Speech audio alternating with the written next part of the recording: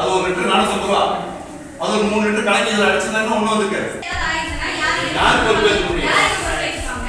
அது வந்து எதுவுமே பண்ணல.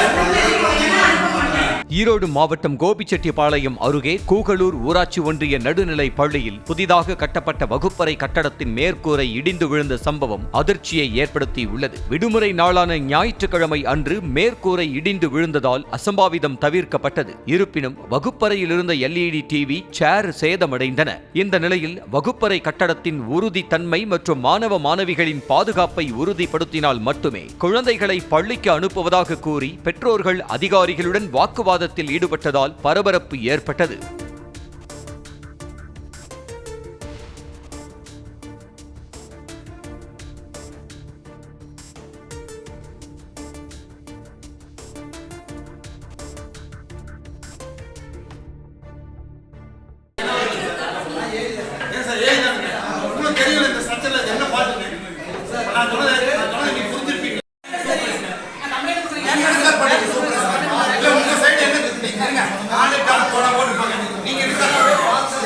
கூகலூர் ஒன்றியத்துலேருந்து பேசுகிறேங்க. இது அரசு பள்ளி கட்டி 1 வருஷம் தாங்க ஆகுது. பில்டிங் மேல்கூரை கீழே விழுந்து ஸ்கூல் லீவ் டைமில் விழுந்ததுனால பரவாயில்லைங்க.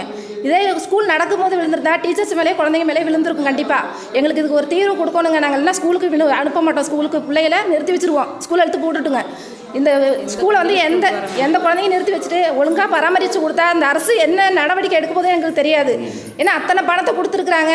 ஏற்கனவே வந்து கீழே காரையெல்லாம் போய் ஏற்கனவே பேஜ் ஒர்க் பண்ணியிருக்குதுங்க. 2 டைம் பேஜ் ஒர்க் பண்ணியிருக்காங்க. படியெல்லாம் இடிஞ்சு கிடக்குது. பத்ததுக்கு சீலிங் வேற இப்போ மேற்கூரை இடிஞ்சு விழுந்துருக்குதுங்க. இதுக்கு என்ன எங்களுக்கு தீர்வு கொடுக்க போறீங்கன்னு தெரியல. கவர்மெண்ட் ஸ்கூலில் வந்து நாங்கள் எல்லாம் ஏழை குழந்தைகளை கொண்டாந்து சேர்த்திக்கிறோம்னு யாருக்கும் பாதுகாப்பில்லைன்னு இப்படி பண்ணுறாங்களா எங்களுக்கு ஒன்றுமே தெரியலைங்க. கவர்மெண்ட்டை நம்பி தான் நாங்கள் ஸ்கூல் அனுப்புகிறோம். டீச்சர்ஸ்க்கோ குழந்தைகளுக்கு ஏதாச்சுன்னா யாருங்க பொறுப்பேற்றுப்பாங்க? இன்னைக்கு ஒரு வாரத்தில் சாரி சொல்லிட்டு போயிடுவாங்க. எங்கள் குழந்தைகளுக்கு யாருங்க பாதுகாப்பு கொடுக்குறது? இந்த கூகலூர் பள்ளிக்கூடம் வந்து ஒரு பெரிய அவார்டு வாங்கின ஸ்கூலு. அவ்வளோ அருமையாக வச்சு டீச்சர்ஸ் எல்லாம் நல்லா நடத்திட்டு இருக்கிறாங்க. குழந்தைங்க ரொம்ப இன்வால்மெண்ட்டாக வந்துட்டுருக்காங்க. அந்த பள்ளிக்கூடத்தில் பாருங்கள், இந்த இடத்துல மேலே ஸ்லாப் வந்து மேலே இது போட்டிருக்காங்க. காங்கிரீட் போட்ட போது அந்த திக்னஸ் போசுகிற போது குறைஞ்சது ஒரு 5-6 mm திக்னஸாக இருந்திருக்கணும். 2 நல்லா கொத்திவிட்டு போட்டு அதில் வந்து இந்த ஆயில் கலக்கணும். அந்த ஆயில் கலக்கி இந்த சிமெண்ட்டில் கலக்கி இருந்தோம்னா கண்டிப்பாக இந்த பேஸ்ட் அப்படியே பிடிச்சிருக்கும். அந்த ஆயில் கலக்காமல் போட்டதுனால தான் இது அப்படி இருந்திருக்கு. திக்னஸ் வந்து பாய் திக்னஸ் கூட கிடையாது. ரொம்ப லேசாக போட்டிருக்காங்க. நல்ல வேலையாக போச்சு.